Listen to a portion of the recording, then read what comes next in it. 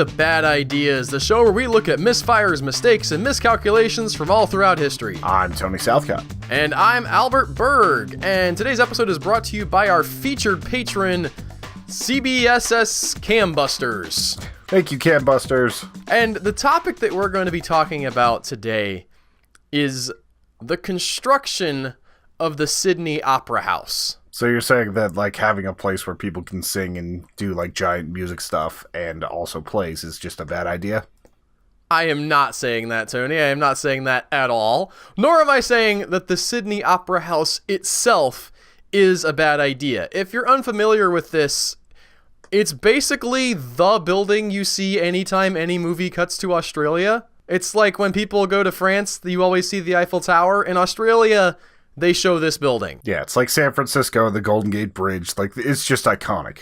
It came about because the Australian state of New South Wales needed a new opera house. They had been using the Sydney Town Hall, but that was getting too small for what they needed as the population of the state grew. And so they put out the word asking architects from around the world to submit designs for a new opera house. And they really aimed for something to be pretty spectacular. They wanted something that they could be proud of, some icon of culture that would really stand out for their state and for Australia in general, and sort of be this place where the everyman could come and just appreciate fine art.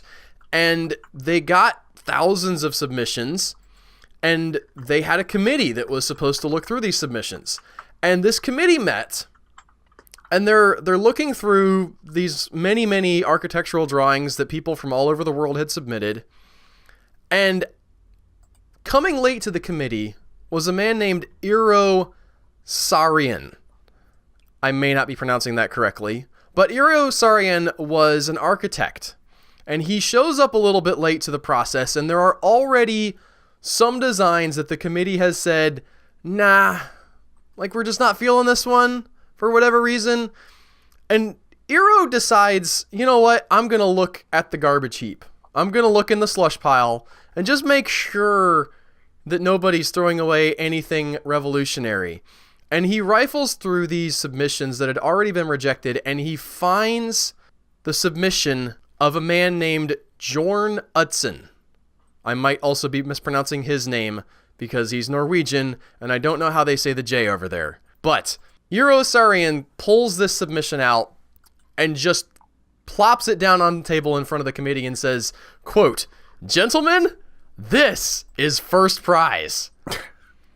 So he just pulled the actual one out of the garbage. I don't know that it was an actual garbage can, Tony. I think they probably just had them in a pile over to the side where they were like, yeah, no, not these ones. And Eero looks at this and says, you guys are smoking something that is not legal yet in Australia, because holy crap, this is the one. You gotta build this one. There's never gonna be anything else like this. And he really goes to bat for this design and Jorn Utzon. But first off, he just overpowers the entire committee. That quote that I told you was sort of just one line, but in general, he's pushing everybody like, no, look at this, really look at this, and gets them on board, and then turns his attention to the public and starts pumping this design to the public at large, telling them how great this is going to be. And really, it's Eero Saarinen more than anybody else that we can thank that we have this Sydney Opera House that we do, because without his cheerleading, let's say, it would not have happened the way it happened. There was something interesting, though, about this design. It was almost just a sketch, and that was probably why the committee initially rejected it, because what Jorn Utzon had submitted was this very vague, almost impressionistic idea of a building. He had these shells that were overhanging this more standard structure, and it was a very striking image, but there wasn't a lot of real concrete specific detail that you could hang your hat on and say, this is where this is going to go, this is how big this is going to be. It was more or less just an idea. It sounds kind of like what happened with the Freedom Tower whenever they were looking at what was going to replace the World Trade Center, and they picked a design that actually was not at all feasible. Did they build it? No, they ended up picking a different design after that. Like the atrium at the top was supposed to make it the tallest building in the world, but there was no way for it to actually be supported, and there was just a lot of weird issues that went with it, and they picked a really pretty design over a functional one. Well, that's an interesting sidebar, Tony. I wasn't familiar with any of that, but it does tie in with a lot of what we're going to be talking about with the Sydney Opera House, because Jorn Utzon, upon winning, right, he's very excited, but he does say, listen, guys, we're going to need to plan this out and really, figure out what we're doing here. And the government says, no, we're going to start building. And I could not satisfy myself as to the reason why. I found one article that claimed it was because the government in charge at this point was worried about being voted out of power. So currently in power is the Labour Party at the time of this beginning of the story. And the Labour Party might have been concerned that they were going to be voted out of power in favor of the Conservative Party in Australia. So possibly in anticipation of the Conservative Party coming in and being like, no, we ain't doing no foofy opera house, they said, get it going, get it going, get it going. And once it's going, they won't be able to take it back. I mean, this is one of the few times the government's actually acting efficiently, so I can almost support it. Well, it's not efficient because what happens is they build the base. They build sort of the bottom part of the building where, you're going to be sitting and stuff, but it's not like the part that's going to be the iconic, eye-catching thing about the Australian Sydney Opera House is those big shells. And as they're building the base, they're figuring out how to do those shells. And as they figure them out, they realize those shells are going to be much, much heavier than they initially anticipated when they started building the base. So they have to tear the entire base apart and start building from scratch. That sounds expensive. Expensive and time-consuming, because what happens is they had projected that this would take 4 years to complete. And when they end up starting again on the new pedestal that would now support the shells that they knew that they had to do, the project was 47 weeks over schedule. They had already wasted the 4 years that it was supposed to take to build the entire opera house in the original projection by building something that wouldn't hold up the rest of the opera house, then tearing it down and starting over completely from scratch. That definitely sounds like government. The thing that I think ties in really well with what you mentioned earlier about the Freedom Tower is the fact that architecture is about the meaning of something that looks good, right? The aesthetic appeal, but also something that you can actually build in physical space and will stand up. And Jorn Utzon, as he's figuring out this building, as they're wasting a bunch of money and time on building this pedestal that won't actually work, he's also working with Overup and Partners. Overup and Partners is the construction company that gets hired to actually do the physical work here. And the original design that Utzon had developed had elliptical curves for the top of the opera house. And the problem with that was each different shell would have had to be cast separately with its own mold. And what that meant was they would have to build 20 different, I don't know how many shells there are, Tony. They would have had to build several different molds for each different shell, and it just wasn't anywhere close to economically practical. And what Utzon came up with was a spherical shell design where the shells were all sections of a sphere, and that meant that they could build one mold that would fit all the shells and cut down on the cost and make it actually something that someone could physically do. That makes more sense. Also, I'm seeing about 9 shells right now, but it might just be the angle, so there might be more than that. At this point, the thing that may have spurred this into such early beginnings actually does happen. The Labour Party loses power. In 1965, the Liberal Party, which is not liberal in the sense that we would think of it here in modern day America. It's the more conservative type guys. Yeah, it's so weird over there. The Labor Party is the Liberal Party, the Liberal Party is the Conservative Party, and just everything's upside down in Australia. And the new premier of the Liberal Party, Robert Askin, has the reaction to this giant overblown opera house that's costing millions and millions of dollars and going way over budget that you would expect someone from a conservative party to have. He thinks it's stupid in the first place. He probably would have never begun the project. And now that it's going way over budget and way over time, he's really critical. So he starts really putting the screws on Utzon to get this working faster and cheaper. And to do this, he puts the construction of the Opera House under the supervision of the Ministry of Public Works. So he puts it under a little bit more direct government supervision and really starts just hammering Utzon. And when that doesn't get him what he wants, and possibly what he wants is for this not to happen at all, or at least for Utzon to go away. Because what happens is not only does he start taking more control and really bothering Utzon about when this is going to be done, he also, once things are not going his way, cuts off Utzon's wages and then cuts off the wages of everybody who's working with Utzon. So he's essentially hamstringing Jorn Utzon, who at this point has no option but to resign from the project. He can't go on, even if he could go on working for free, he can't expect all the people working with him to work for free. He can't just do it on his own. So he turns in his resignation, and Robert Askin's like, yes, great, amazing, you're gone, bye. Don't let the door hit you on the way out. And Utzon runs away from the project essentially in shame because of the actions of the new government. So at this point, how much was actually complete of the Opera House? At this point, they had rebuilt the base, and they had solved the problem of the shells. So the shells that are sort of the most prominent feature of the Opera House were up. So probably the most expensive part, too. You would think, but here's the thing. Now Jorn Utzon is gone, and they have to come up with somebody else to take over this project. So the government taps another architect named Peter Hall.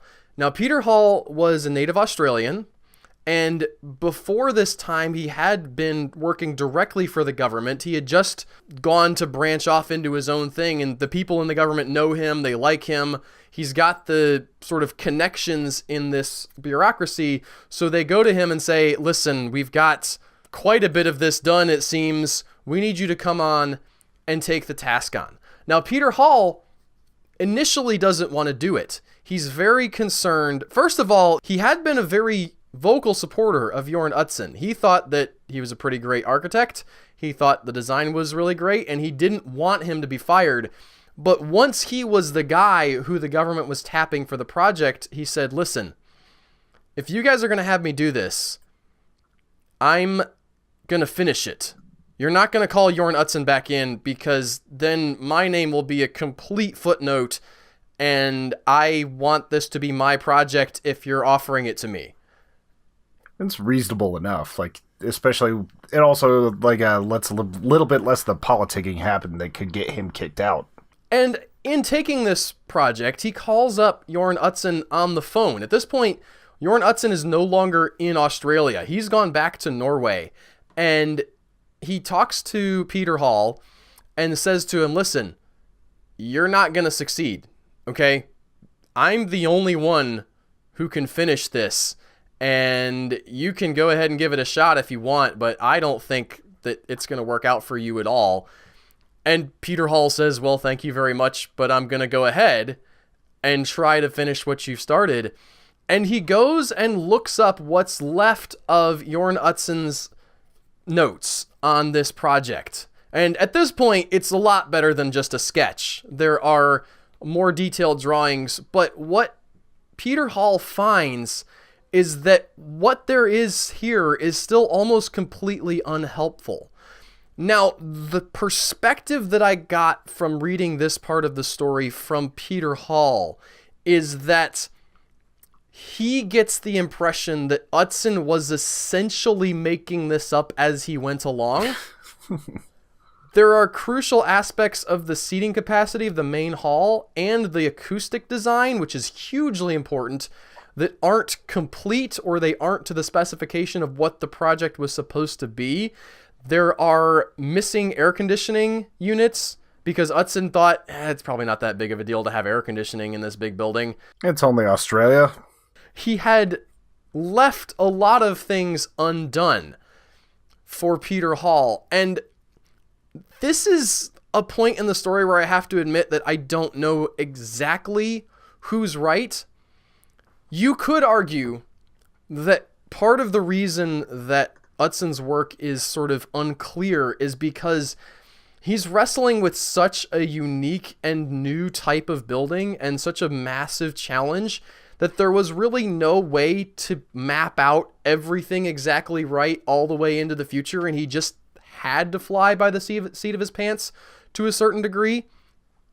Or you could argue, as the Liberal Party and Robert Askin did at the time, that Utzon was just in way over his head and he had no idea what he was doing. He had a really cool art drawing and that was basically it, and everything else he contributed to the project was just blather that was unhelpful to the people who actually knew how to get stuff done. It's interesting that it just started out with that sort of sketch without a full-on plan, because it is an impressive opera house. It's absolutely gorgeous. Like, it's surprising from what you're saying that this thing ever made it to actually being completed. Well, in Utzon's defense, I would like to read a quote here from Ove Arup. If you remember, he's the guy who owns the construction company that is actually building this thing. And he said that Utzon was, quote, probably the best of any I have come across in my long experience of working with architects. So that's pretty high praise from a guy who isn't, about foofy ideas, but about actually building the thing in physical space with physical things that you have to fabricate and, ship in and actually have to hold the weight up. He doesn't seem like the kind of guy who's going to mouth empty praise. But I wasn't there. Yeah. So I don't know for sure who the biggest blame falls on. He's also the guy that ended up getting him millions of dollars for even tearing down projects and rebuilding projects and just, getting to build on something that is a little bit of a mess and is going to take time and keep his people busy for years. That may be true, but my experience with people who build things is they don't really enjoy busy work, regardless of if they're being paid.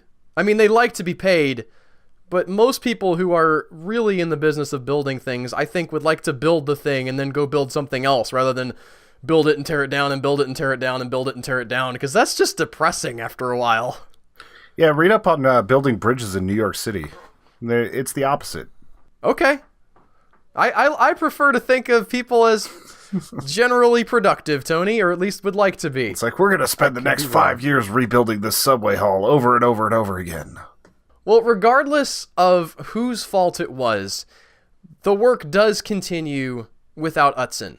And Hall pushes forward and works really hard to complete these final design elements. And he does something that, from what I could tell, Utzon didn't do. He goes and studies other opera houses and really works hard to get the acoustic design right. He figures out that the big main stage can't do double duty for orchestra performances and opera performances, so he splits the opera performance part off into another auditorium that's in the same building and does his best to rework this design to be as useful as it can be for the things that they wanted to build it for. He also does a lot of work on the windows. So underneath those big shells that you see, there are huge glass windows with ribs that go from the bottom of the building to the top. And Utzon had some ideas of how he wanted to do that, but in retrospect, it would have become clear to him, and it did become clear to Peter Hall, that those ideas weren't exactly workable. And so we had to go and redo the window portion of the design and make that all work with the existing structure.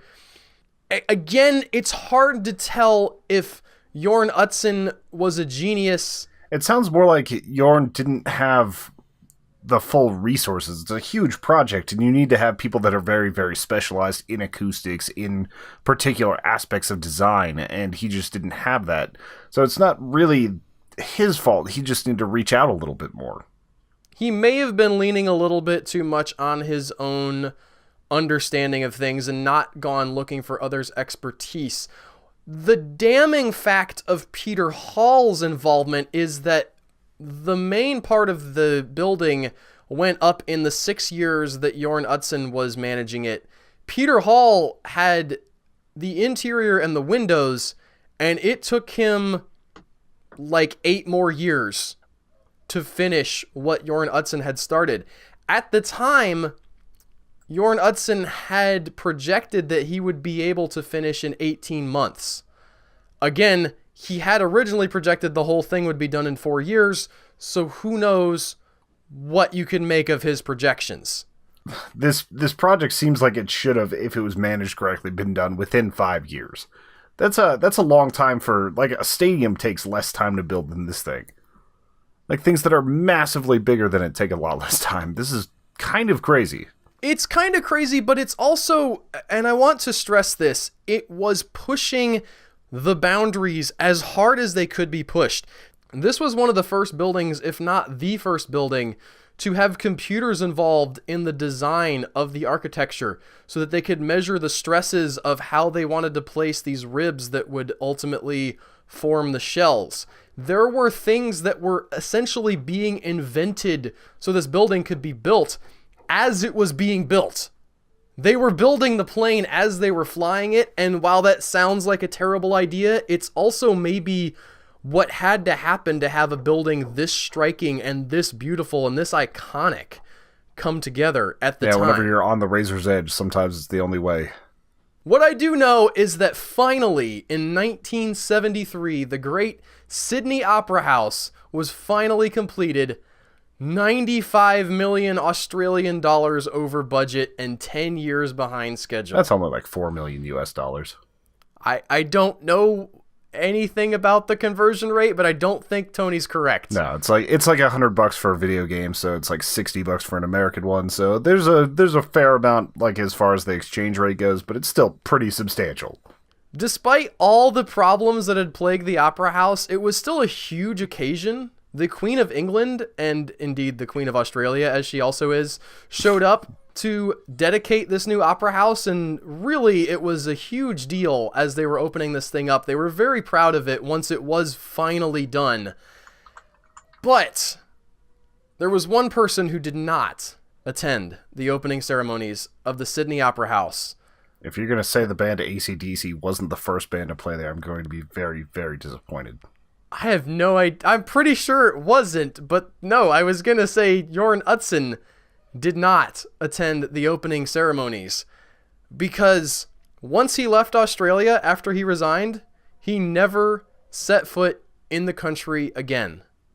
Have you ever quit a job so hard you left the hemisphere? I have not, Tony, but this guy did. He left and never, I want to say he never looked back, but he never went to this thing that he designed and built. He put it behind him and did other architectural stuff. Nothing quite to the level of this design, but he kept working and he lived for a while. It wasn't like he went off and just died like 2 years later. He lived until 2008 and never went back to Australia. That's how rough the separation was for him. So you're saying he had better coping mechanisms than the Killdozer guy? He did. He designed the best thing he could for Australia. They did him wrong. He said, fine, I'm going to go design some government housing, and made some really nice looking government housing. It sounds like a weird thing to say, but he designed these things called the Kingo houses, which he had specific things from the government of Norway. They said, listen, we have this much property to work on and these many bricks and this many stuff. What's the best house you can make with that? And he made as good of a house as he could, and they're still pretty famous in architectural circles today. Not like the Sydney Opera House famous, but the guy did not get bogged down in his failures. As I've mentioned several times, it's really difficult to know exactly who to blame for the over-budget Sydney Opera House. It could be that the government's shifting demands and priorities really just torpedoed a genius in Jorn Utzon and made his life much, much more difficult than it needed to be. Or it could be that Jorn Utzon's inexperience with actual architecture of this magnitude meant that he wasn't well equipped to take on the job of building the thing that he designed. But the specific bad idea that I'm able to identify here is something called the planning fallacy. When you intend to set out to make something or to build something or essentially any kind of project you want to complete, humans tend to project that they will be able to complete the project in the minimum amount of time. So they ignore the possibility of disaster. They don't think about other times when they've built projects that are similar and things went wrong. They just think about what's the fastest this could be built, and then that's usually what they project. And 99% of the time, it results in overpromising and under-delivering, which is the opposite of what you want to do. That's also the reason why I'm chronically 3 minutes late, because I always think, oh, I can get there in this amount of time. And it's like, no, there's stoplights and things. Yes, and while that may be annoying for the people who are waiting for you, when you stretch that capacity out over a massive project that is on the edge of what humans are even able to achieve, it becomes much, much more pronounced and costs a lot more money. In the end, though, they were able to get it done, and they built something that is lasting, and like you said, it's basically every time you need an establishing shot for Australia, that's what you see. So they did accomplish something great here. Yeah. I think 100 years from now and 200 years from now and 300 years from now, people are still going to be thinking about the Sydney Opera House as one of the great works of architecture of the world. It is one of, if we have modern marvels of the world like they did in the ancient world, this is one of them. And it's due in no small part to the fact that people were willing to bite off more than they could chew and really hope that eventually they could chew it all up. Yeah. Without fully knowing. They just could have used a little bit better planning in the beginning. Yes, that is accurate. I would also like to say the costs for this, for the most part, from what I could tell anyway, came from a lottery that the government ran.